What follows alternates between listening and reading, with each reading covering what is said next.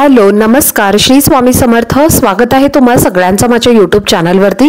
आजचा दिवस तुम्हा सर्वांना खूप छान सुखाचा आणि आनंदाचा जाऊ देत हीच मी स्वामींच्या चरणी प्रार्थना करते आणि आजच्या व्हिडिओला सुरुवात करते।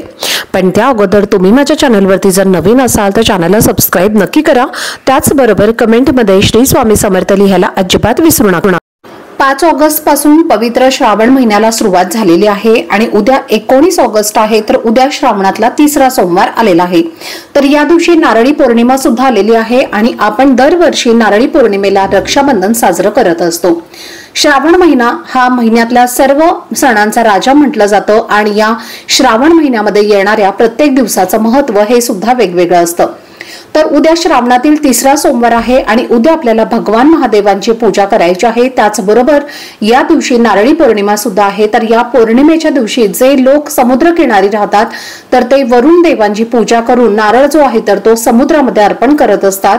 आणि त्याचबरोबर ज्या कुटुंबात रोजच्या खाण्यात नारळ असतो तर त्या मराठी घरांमध्ये या दिवशी नारळी भात, नारळाच्या वड्या ज्या आहेत तर यासारखे नारळापासून बनवलेले खाद्यपदार्थ हे बनवले जातात।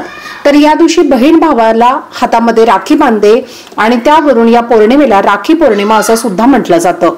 कारण या दिवशी सुताची पोथी करून ती विष्णू, शिव, सूर्य इत्यादी देवतांना अर्पण करतात। त्याचबरोबर ही जी पौर्णिमा आहे तर ती सोमवारच्या दिवशी आलेली आहे, म्हणजे उद्या।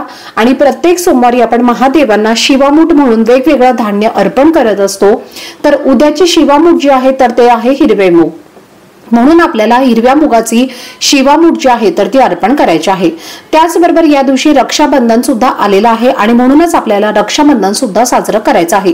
तर हा दिवस अतिशय शुभ आणि महत्त्वाचा असल्यामुळे या दिवशी ज्योतिषशास्त्रामध्ये करण्यासाठी काही प्रभावी असे उपाय सांगितले जातात। तर आजच्या व्हिडिओमध्ये तुमच्यासोबत मी एक अतिशय प्रभावी असा उपाय शेअर करणार आहे। तर उद्या आपल्याला अंघोळीच्या पाण्यात अशी एक वस्तू टाकायची आहे। ही वस्तू टाकल्यामुळे सर्व दोष, अडचणी, करणी बाधा, नकारात्मकता, दारिद्र्य हे नष्ट होऊन कोणताही शत्रू हा फक्त 2 दिवसामध्ये आपला संपेल आणि आपल्या मनातील कठीणातील कठीण इच्छा या पूर्ण होतील। तर असा हा एक उपाय तुमच्यासोबत मी आजच्या व्हिडिओमध्ये शेअर करणार आहे। त्यामुळे व्हिडिओ हा स्किप न करता शेवटपर्यंत नक्की पहा, जेणेकरून तुमच्यापर्यंत योग्य ती माहिती पोहोचेल।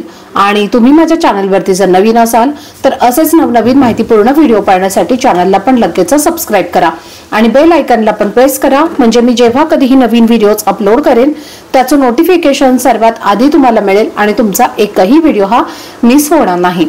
तर पहा, प्रत्येक महिन्यामध्ये पौर्णिमा येते आणि प्रत्येक पौर्णिमेचं महत्त्व हे सुद्धा वेगवेगळं असतं। तर श्रावण महिन्यातील प्रत्येक दिवस, प्रत्येक व्रत हे अतिशय शुभ आणि महत्त्वाचं असतं। तर श्रावण हा महिना संपूर्ण भगवान महादेव यांना समर्पित असतो आणि श्रावण पौर्णिमेच्या दिवशी विविध तीर्थक्षेत्रावरती स्नान आणि दान करण्याची परंपरा आहे। कोणत्याही पौर्णिमेच्या दिवशी स्नान आणि दान केल्यामुळे लोकांच्या आयुष्यातील सर्व समस्या, संकट दूर होतात। त्याचप्रमाणे आयुष्य हे आनंदी होतं। पण सर्वांनाच तीर्थक्षेत्री जाऊन स्नान करणं शक्य नसतं। अशा वेळेला आपण जर घरच्या घरी आंघोळीच्या पाण्यामध्ये काही वस्तू टाकून स्नान केलं तर आपल्याला तीर्थक्षेत्री स्नान केल्याचं पुण्य हे प्राप्त होत असतं। त्याचबरोबर हे स्नान केल्यामुळे शत्रुपीडा, शत्रूंचा त्रास, करणी बाधा, नकारात्मकता, दोष, दारिद्र्य हे नष्ट होऊन आपल्या कठीणातील कठीण इच्छा या सुद्धा पूर्ण होतात। जर आपल्या आयुष्यामध्ये काही शत्रू असतील, मग ते गुपित शत्रू असतील किंवा हितशत्रू असतील, आता बऱ्याच वेळेला तुम्हाला शत्रू हे माहिती असतात आणि या शत्रूंपासून आपल्याला जर वारंवार त्रास होतो, त्यामुळे आपलं कोणतंही महत्त्वाचं काम पूर्ण होत नाही। शत्रूची पीडा जी आहे तर ती आपल्या मागे लागत असते आणि त्यामुळे आपल्या मागे संकट, अडचणी या सतत येत असतात।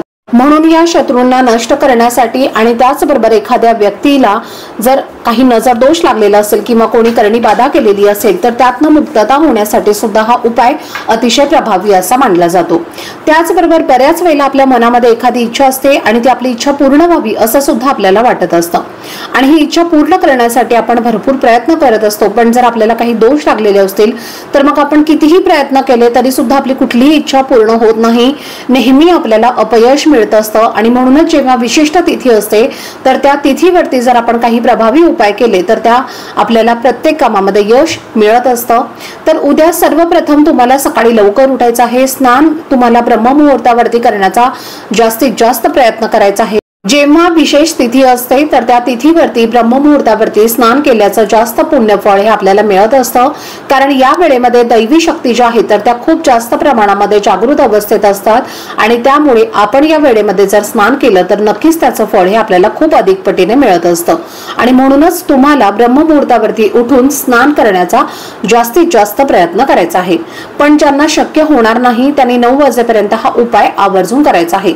अगदी घरातल्या लहान मुलांपासून ते मोठ्यांपर्यंत सर्वांनी अंघोळीच्या पाण्यामध्ये ही एक वस्तू टाकायची आहे, कारण दोष हे फक्त मोठ्यांनाच लागतात असं नाही तर घरातल्या लहान मुलांना सुद्धा हे दोष लागत असतात आणि त्यामुळे मुलांची जी प्रगती आहे तर ती होत नाही।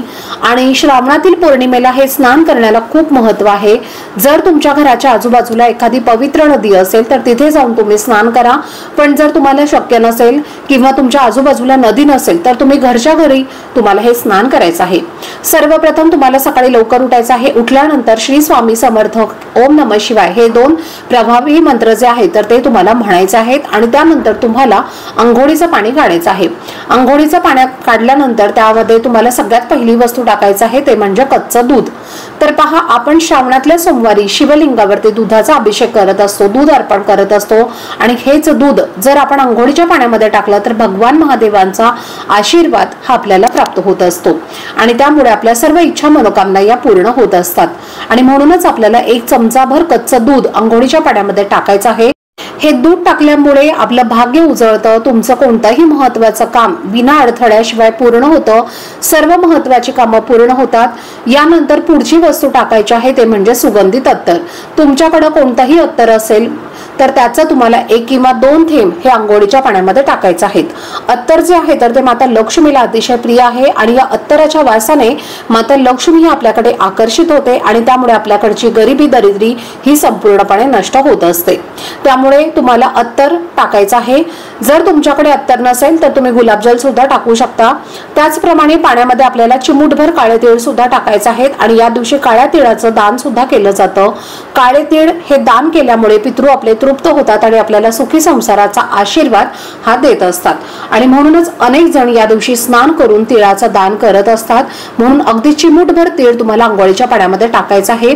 हे तीळ टाकल्यामुळे पितृदोष, करणीबाधा, शत्रुपीडा यासारखे जे दोष आहेत तर ते नष्ट होतात। त्यामुळे तुमच्याकडे जर काळे तीळ नसेल तर तुम्ही तुरटीचा 1 खडा सुद्धा टाकू शकता। तुरटी ही सुद्धा शत्रूचा त्रास, करणीबाधा, नकारात्मकता, दोष हे दूर करण्यासाठी अतिशय प्रभावी मानली जाते आणि म्हणूनच तुम्ही 1 तुरटीचा खडा किंवा काळे तीळ हे तुमच्या अंघोळीच्या पाण्यामध्ये टाकू शकता। त्याचप्रमाणे तुमच्याकडे गंगाजल असेल तर गंगाजल सुद्धा टाकू शकता। अंघोळीच्या पाण्यामध्ये तुम्हाला गंगाजल टाकायचं आहे, असेल तर टाका, नसेल तर नाही टाकलं तरी सुद्धा चालेल। तर या सगळ्या वस्तू टाकून तुम्हाला अंघोळीच्या पाण्यामध्ये स्नान करायचं आहे। स्नान करत असताना ओम नमः शिवाय, ओम नमः शिवाय या मंत्राचा कंटिन्युअसली जप करायचा आहे आणि स्नान करायचं आहे। त्याचप्रमाणे स्नान करत असताना आपल्या मनामध्ये कुठलेही वाईट विचार, नकारात्मकता ठेवायची नाहीये। चांगल्या विचाराने हे स्नान तुम्हाला करायचं आहे। हे स्नान केल्यामुळे आपलं संपूर्ण शरीर, मन हे शुद्धीकरण होत असतं आणि त्यामुळे आपल्याला एक सकारात्मकता जी आहे तर ते आपल्यामध्ये समाविष्ट होत असते आणि त्यानंतर आपल्याला अतिशय प्रसन्न असं वाटतं आणि आपल्या सगळ्या अडचणी या दूर व्हायला सुरुवात होते। त्याचप्रमाणे या दिवशी केस धुतले जात नाहीत आणि म्हणूनच तुम्हाला या दिवशी केस सुद्धा चुकून सुद्धा धुवायचे नाहीत।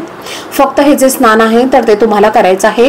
त्याचप्रमाणे या दिवशी ज्या प्रकारे स्नानाला महत्त्व दिलं जातं त्याचप्रमाणे दानाला सुद्धा खूप महत्त्व दिलं जातं आणि म्हणूनच या दिवशी तुम्हाला जर शक्य झालं तर आवर्जून पांढऱ्या वस्तूचं दान तुम्हाला करायचं आहे। त्यामुळे आपल्या कुंडलीमधला जो चंद्रदोष आहे तर तो दूर होतो आणि म्हणूनच या दिवशी तुम्ही तांदूळ, दूध, दही हे जे पदार्थ आहेत तर त्याचं दान तुम्ही करू शकता। तर चला, झालेली सेवा ही मी महादेवांच्या चरणी अर्पण करते। आजचा व्हिडिओ जर तुम्हाला आवडला असेल, माहितीपूर्ण वाटला असेल तर व्हिडिओला जास्तीत जास्त लाईक, शेअर आणि चॅनलला सबस्क्राईब नक्की करा। भेटूयात पुढच्या व्हिडिओमध्ये। तोपर्यंत सर्वांना श्री स्वामी समर्थ।